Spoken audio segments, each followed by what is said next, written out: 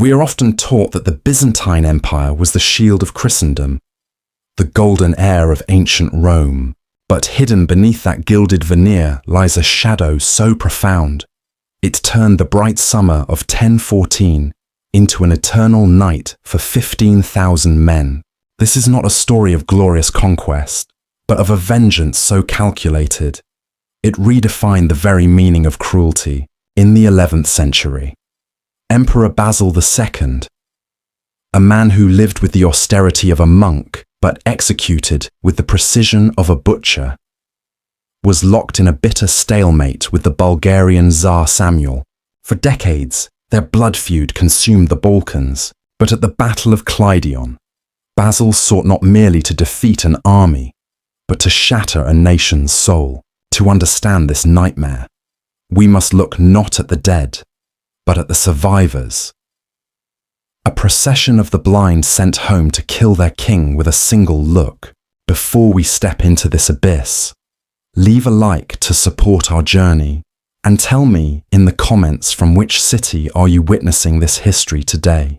To comprehend the sheer scale of the horror that would unfold in the summer of 1014, one must first rewind the clock 28 years to a moment when Basil II was not yet a monster, but merely a young man burdened with the weight of God's expectations. It was August of the year 986, and the emperor was only 28 years old.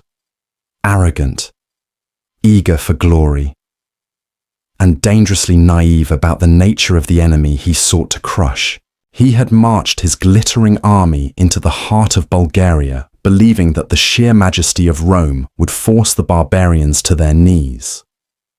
Yet what awaited him at the fortress of Sadiqa was not a triumphant procession, but a 20-day siege of frustration and failure.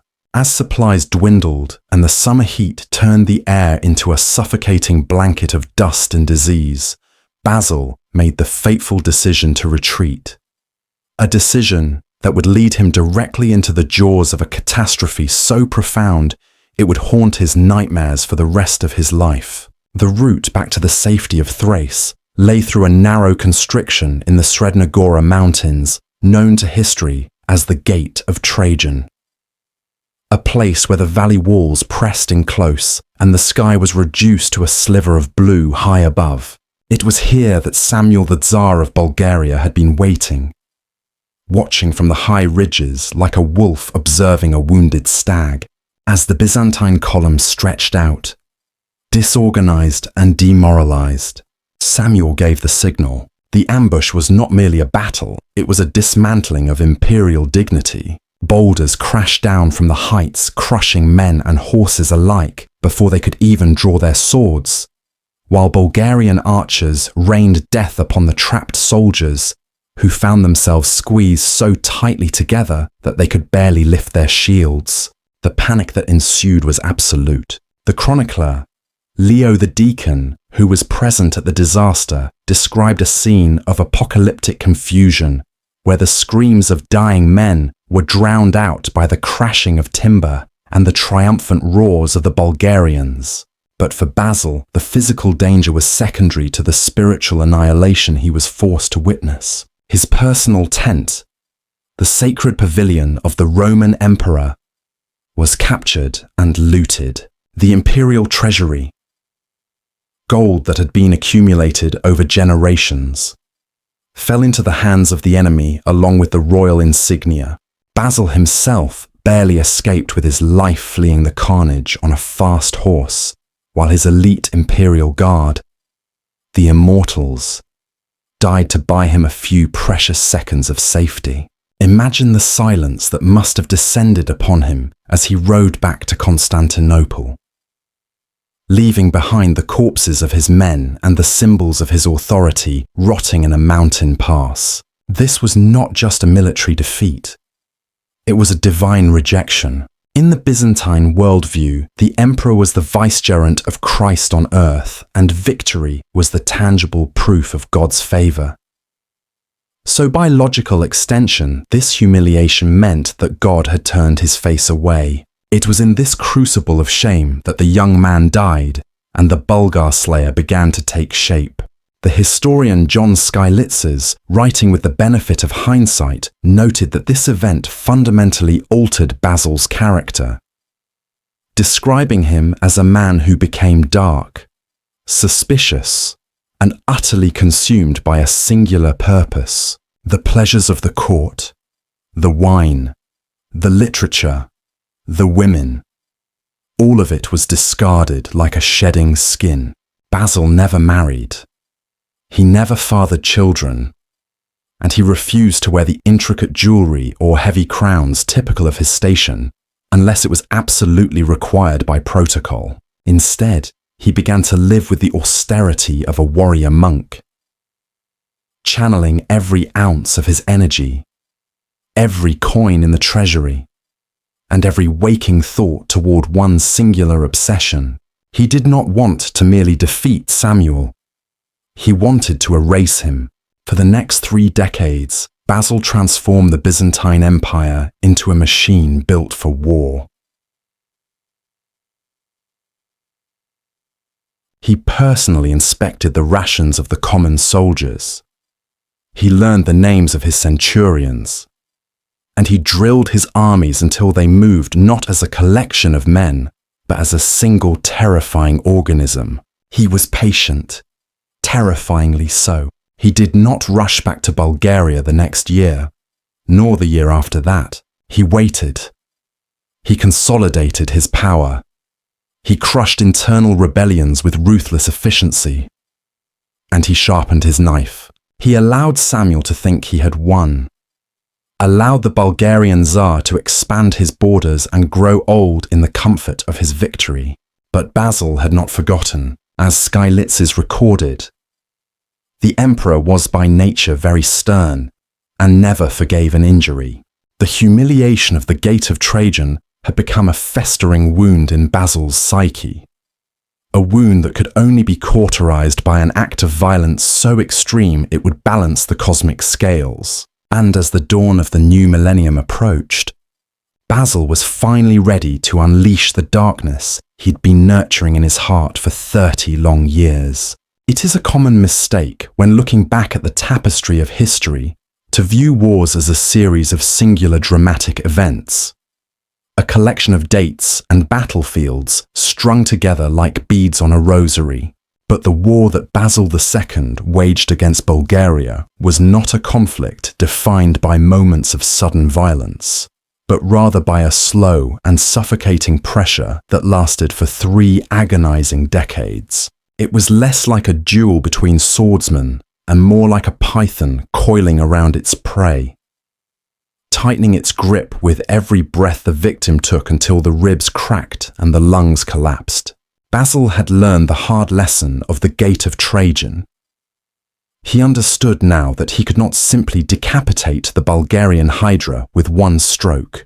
Instead, he chose a strategy of methodical annihilation, a campaign of attrition that was designed not just to defeat an army, but to dismantle the very capacity of the Bulgarian state to exist, year after year. With the rhythmic inevitability of the changing seasons, Basil would march his legions out of Constantinople and into the rugged valleys of the Balkans.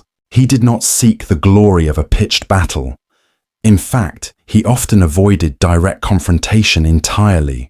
His target was the infrastructure of life itself, the Byzantine war machine. Arguably the most sophisticated logistical organization since the height of ancient Rome, was repurposed into an instrument of economic terror. They burned the harvest before it could be reaped. They salted the earth of the fertile valleys, and they dismantled fortifications stone by stone, leaving the populace exposed to the biting winds of winter. Imagine for a moment that you are a Bulgarian peasant living in the shadow of the year 1000, the arrival of spring, usually a time of hope and renewal, becomes a harbinger of dread. You scan the horizon not for rain clouds, but for the glint of Byzantine armor reflecting the sun. When the soldiers came, they did not always kill you. Sometimes they simply took everything that kept you alive. They took the grain stored for the winter. They drove off the livestock, and they burned the thatched roof over your head. This was the Roman peace that Basil brought. A peace of silence and starvation. It was a strategy born of pure calculation. For a hungry man cannot fight, and a starving nation cannot support a Tsar. Primary sources from the period paint a grim picture of this relentless grind. The chroniclers describe Basil not as a man, but as a force of nature. Tireless and devoid of empathy, he would campaign even in the depths of winter, defying the military conventions of the age which dictated that armies should rest when the snows fell. This unpredictability terrorized the Bulgarian nobility. No fortress was safe. No valley was remote enough to escape his reach. Slowly, painfully, the map of the Balkans began to change. The expansive empire that Samuel had built, which once stretched from the Black Sea to the Adriatic, began to shrink. And what of Samuel, the old lion of Bulgaria? For 30 years he watched as his life's work was eroded inch by bloody inch. He was a brilliant general, a man of immense charisma and tactical genius.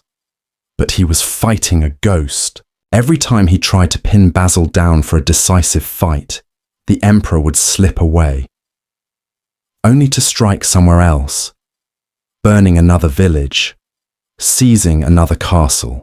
Samuel was forced into a reactive war, running from one fire to the next, his resources dwindling and his allies beginning to whisper in the shadows.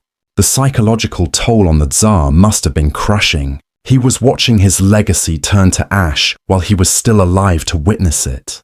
By the second decade of the 11th century, the atmosphere in the Bulgarian court had turned from defiance to desperation. The Byzantine gold, weaponized as effectively as their Greek fire, had begun to do its work. Key Bulgarian generals, sensing the shifting tides, began to defect.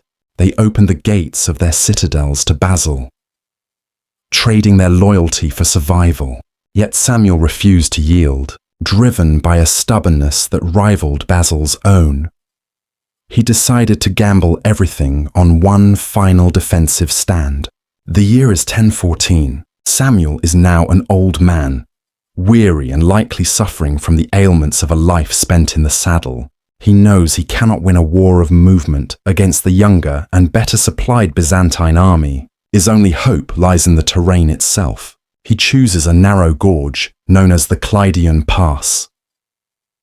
The key, a geographical choke point between the Belasitsa and Ograzdan mountains. Here, he constructs a massive defensive wall, a wooden rampart fortified with earth and stone, blocking the entire valley floor. He places 15,000 of his best men behind it.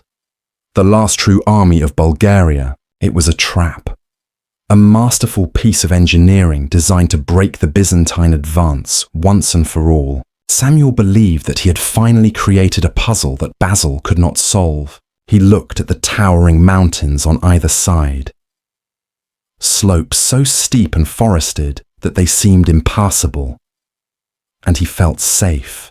But he had forgotten who he was fighting. He was not fighting a man who played by the rules of honorable combat. He was fighting a man who had spent 30 years waiting for this exact moment. A man who would burn the world to the ground just to see his enemy suffer. The stage was set for a tragedy that would make the previous 3 decades of suffering look like a mere prelude. Imagine for a moment that you are standing on the ramparts of that great wooden wall in the summer of 1014. The sun is beating down on the back of your neck. The smell of pine resin and unwashed bodies is thick in the stagnant air of the valley. But despite the heat, you feel a profound sense of security. You look out over the fortifications and you see the mighty Byzantine army, the force that has terrorized your people for a generation, looking small and impotent against the barrier you have built. For days they have thrown themselves against the timber and earth, and for days you have thrown them back. You watch their arrows bounce harmlessly off the logs. You hear their frustrated shouts drifting up from the valley floor, and you allow yourself to believe that the old Tsar Samuel was right. This pass is the lock, and you hold the key, but what you do not know, what you cannot see from your high perch, is that the frontal assaults you are repelling with such pride are nothing more than a lethal distraction. Down in the Byzantine camp, Basil is not pacing in frustration as you imagine. He is waiting. He has dispatched one of his most trusted commanders, a general named Nicephorus Xiphias, on a mission that seems to defy the laws of physics. While you are cheering as another Byzantine wave retreats, Xiphias and a hand-picked detachment of soldiers are clawing their way up the Belasitsa mountains to the south. To call it a march would be an insult to the terrain. These men are navigating through a wilderness that even the local goats avoid. Steep, rocky slopes covered in dense ancient forest, where one slip means a silent death in the ravines below. They are moving without fire, without conversation, their armor wrapped in cloth to stifle the clanking of metal. It is a feat of endurance that belongs in the pages of mythology. Dragging their weapons and their exhausted bodies up the spine of the mountain range, circling wide, moving through the clouds to get behind you. On the morning of July 29th, the trap is finally sprung. You are at your post on the wall, eyes fixed forward as usual, watching the main Byzantine force form up for yet another predictable assault. The noise is deafening. The clash of shields, the chanting of the enemy. It consumes your entire world. And then, cutting through the din of battle, comes a sound that freezes the blood in your veins. It is not a sound from in front of you. It is the shrill, piercing cry of Roman war trumpets coming from behind.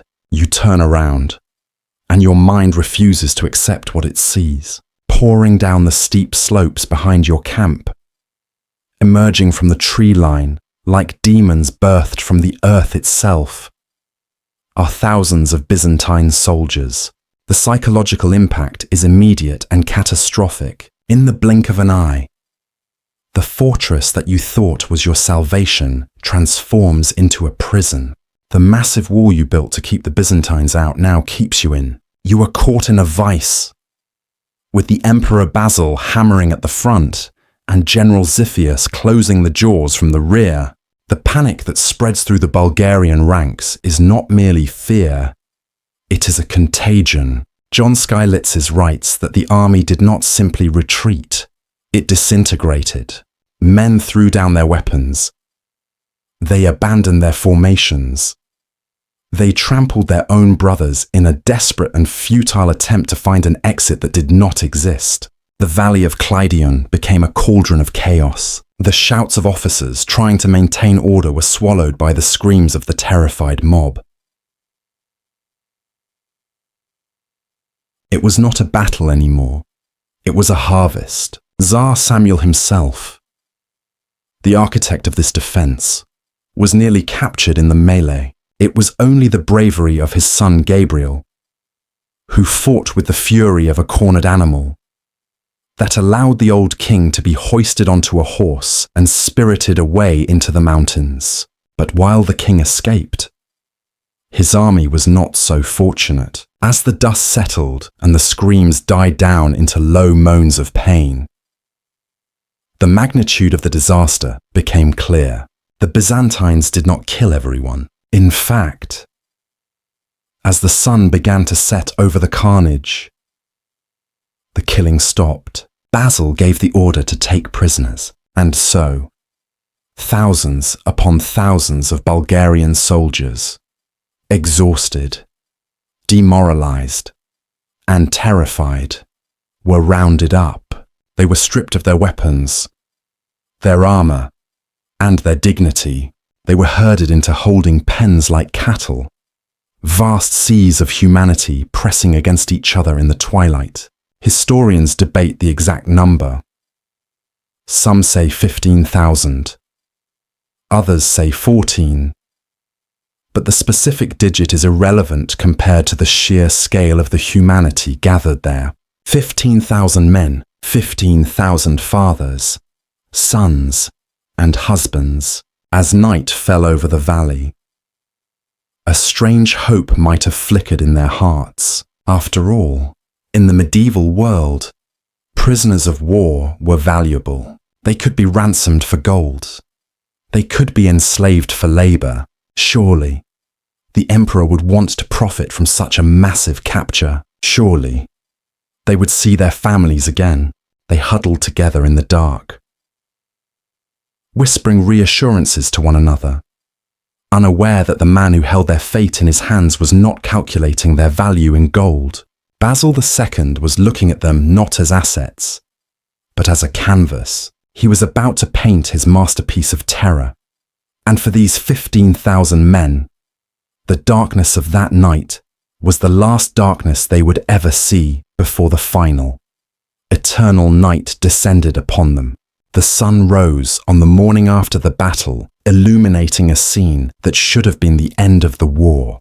The Bulgarian army was neutralized, disarmed, and kneeling in the dust. By all conventional laws of medieval warfare, the next steps were predictable. A ransom would be negotiated. Oaths of loyalty would be sworn. And perhaps a few high-ranking officers would be executed as a warning. But Basil II did not look out over that sea of defeated men and sea soldiers. He saw the living embodiment of 30 years of frustration. He saw the men who had mocked him at the gate of Trajan, the men who had burned his camps, the men who had dared to resist the will of Rome. And in that moment, calculation met cruelty in a way that history had never seen before. He issued an order so cold, so precise, and yet so monstrous that even his own generals must have paused to ensure they had heard him correctly. He did not order a massacre. Massacres were common. Massacres were forgettable. Dead men are buried. They are mourned. And then they are forgotten. But Basil wanted to create something that could never be forgotten. He wanted to create a burden that would crush the Bulgarian state simply by existing. The process began with a terrifying bureaucratic efficiency. The prisoners were divided into groups of 100. They were lined up, row after endless row, waiting for what they assumed was a simple processing or perhaps a branding. But then the screams began. Not the chaotic screams of battle, but the rhythmic, repetitive shrieks of systematic mutilation. We must tread carefully here, for the reality of what happened next is too visceral for direct description. But we can understand the horror through the senses of those who waited in line. Imagine standing in that sweltering heat, unable to see the front of the queue, but smelling it. The air in the valley slowly filled with a scent that triggers a primal panic in every living creature. The sickly sweet, copper-tang smell of burnt flesh. It hung heavy in the stagnant air. Sticking to the back of the throat, you hear the sizzle of hot iron meeting moisture. A sound like water dropped on a hot pan, followed immediately by a guttural howl that is abruptly cut short as the victim passes out from shock. This was the sensory rule of Byzantine justice carried out on an industrial scale. In the political culture of Constantinople, blinding was more than just torture. It was a form of political neutralization. A man who was physically imperfect could not rule, and a soldier who could not see could not fight. By blinding these men, Basil was not just hurting them, he was revoking their purpose. He was turning 15,000 proud warriors into 15,000 beggars.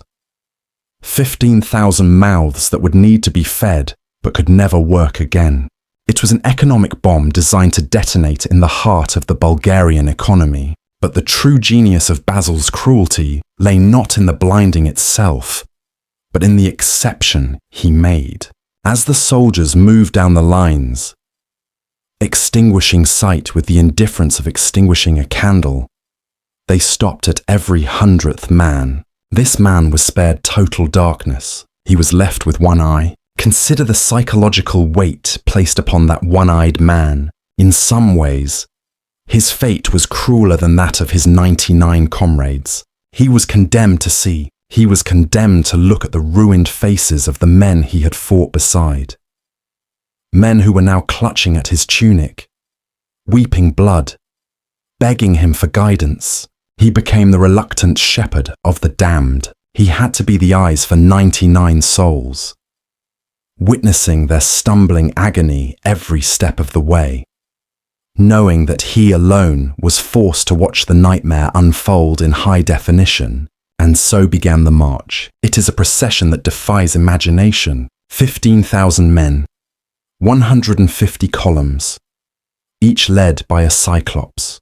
They were ordered to march back to Prilep, the fortress where Tsar Samuel was waiting. This was Basil's message. He did not send a scroll. He did not send an envoy. He sent the army back. The journey likely took weeks. Imagine the sound of it. The tapping of thousands of walking sticks against the stones, the shuffling of feet, the low collective moan of thousands in pain. It was a parade of the living dead moving through the mountains. Villagers who saw them pass must have fled in horror or fallen to their knees in prayer, believing that the gates of hell had opened. The one-eyed guides, exhausted and traumatized, had to navigate the treacherous mountain paths, holding the hands of the blind, shouting warnings that only they could verify. This was not just physical torture, it was a masterpiece of psychological warfare. Basil knew that when this tide of misery washed up at the gates of Samuel's fortress, it would do more damage than any siege engine. A dead soldier is a tragedy, but a mutilated soldier is a living accusation. He is a drain on resources, a destroyer of morale, and a constant, visible reminder of the enemy's absolute power. As they drew closer to Prilep, the dust raised by their shuffling feet would have been visible for miles. The sentries on the walls of Samuel's fortress would have seen a massive column approaching and perhaps, for a brief moment, felt a surge of hope. The army returns, but as the distance closed, the hope would have turned to confusion, and then to an icy dread. They were not marching in formation. They were holding on to each other. They were stumbling, and the silence, the lack of martial songs, the eerie quiet of 15,000 men who had lost the will to speak, would have been the first warning that something unspeakable had arrived. Basil II had stayed behind at Kleidion, perhaps washing the dust of travel from his hands, perhaps praying in his tent. He did not need to be there to see the end. He knew that his message would be delivered. He had effectively ended the war without striking another blow. He had turned the Bulgarian army into a weapon against itself, and as the first of the one-eyed guides led his weeping column through the gates of Prilep, the final act of the tragedy was set to begin. On the 6th of October, 1014, the procession finally reached its destination. Tsar Samuel, aged and frail, rode out from the gates of Prilep to greet the remnants of his army. He had heard rumors, whispers of a defeat, but nothing could have prepared him for the reality that stumbled towards him out of the dust. He expected to see wounded men, perhaps men with bandaged heads or missing limbs, the standard tolls of war.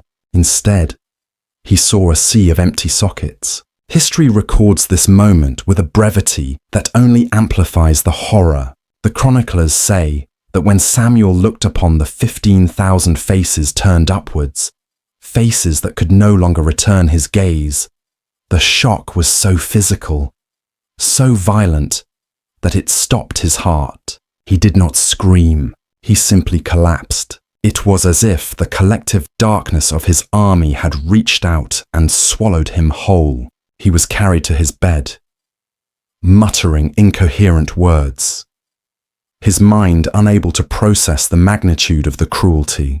2 days later, the great Tsar Samuel, the man who had defied an empire for 40 years, died.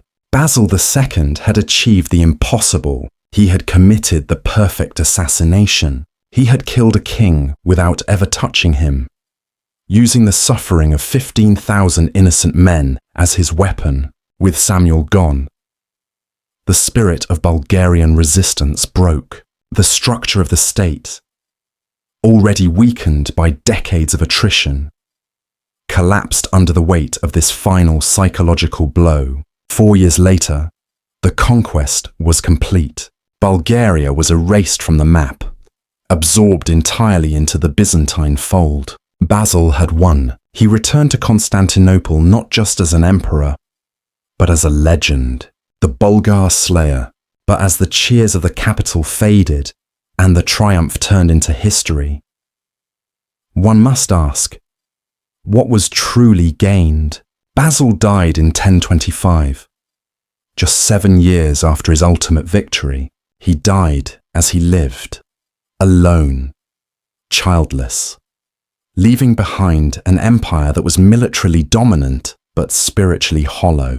He had spent his life sharpening the sword of Rome, but he had forgotten to build anything that could last beyond the edge of that blade. Without an heir, the Macedonian dynasty, the most glorious line in Byzantine history, crumbled into chaos within a few decades of his death. And what of the 15,000, the men who walked in darkness? They drifted back into the villages and valleys of the Balkans, living ghosts who would spend the rest of their days dependent on the charity of strangers. They sat by the fires of winter, old men with scars where their eyes used to be, telling the story of the emperor who stole the sun.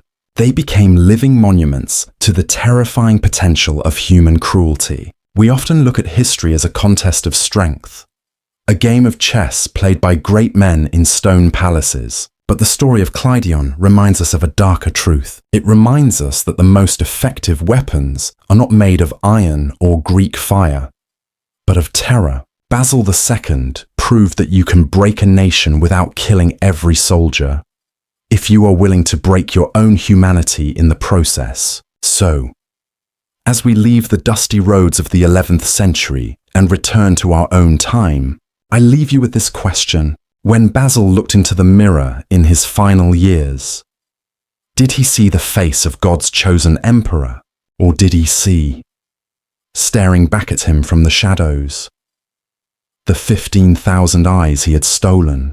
Sleep well.